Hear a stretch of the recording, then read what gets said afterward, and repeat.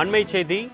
டிரான்ஸ்பார்மர்கள் கொள்முதலில் 397 கோடி ரூபாய் இழப்பு ஏற்படுத்தியிருப்பதாக கூறுவது வெறும் யூகத்தின் அடிப்படையிலானது என்று வழக்கு விசாரணையின் போது தெரிவிக்கப்பட்டிருக்கிறது. அண்மை செய்தியாக நாம் பார்த்துக் கொண்டிருக்கிறோம். குற்றச்சாட்டுக்கு எந்த ஆதாரங்களும் இல்லை என்று டான்ஜெட்கோ சென்னை உயர்நீதிமன்றத்தில் தகவல் தெரிவித்திருக்கிறது. அண்மை செய்தியாக பார்த்துக் கொண்டிருக்கிறோம். கூடுதல் விவரங்களை செய்தியாளர் கிருஷ்ணமூர்த்தி வழங்க நாம் கேட்கலாம். வணக்கம் கிருஷ்ணமூர்த்தி, கூடுதல் விவரங்கள்.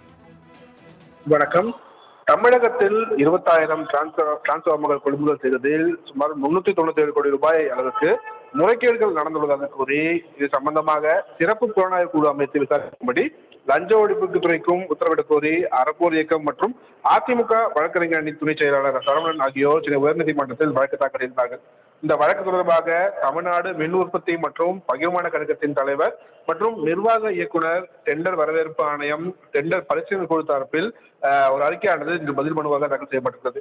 டிரான்ஸ்பார்மர்கள் கொள்முதல் செய்ததில் ஊழல் நடந்துள்ளது என்றும் இழப்பு ஏற்பட்டுள்ளது என்ற குற்றச்சாட்டுகள் அடிப்படை ஆதாரமற்றவை என்றும் உண்மைக்கு புறம்பானவை என்றும் அந்த பதில் மனுவில் கூறப்பட்டிருக்கிறது.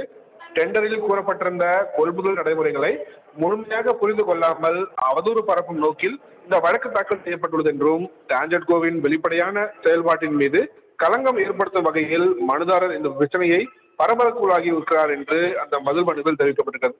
பல்வேறு கட்டங்களில் மதிப்பீடு செய்த பிறகே டெண்டர் இறுதி செய்யப்பட்டு ஒப்புதல் வழங்கப்பட்டிருப்பதாகவும் தனிப்பட்ட அதிகாரிகள் யாரும் டெண்டரை இறுதி செய்யவில்லை என்றும் அந்த பதில் மனுவில் கூறப்பட்டிருக்கிறது.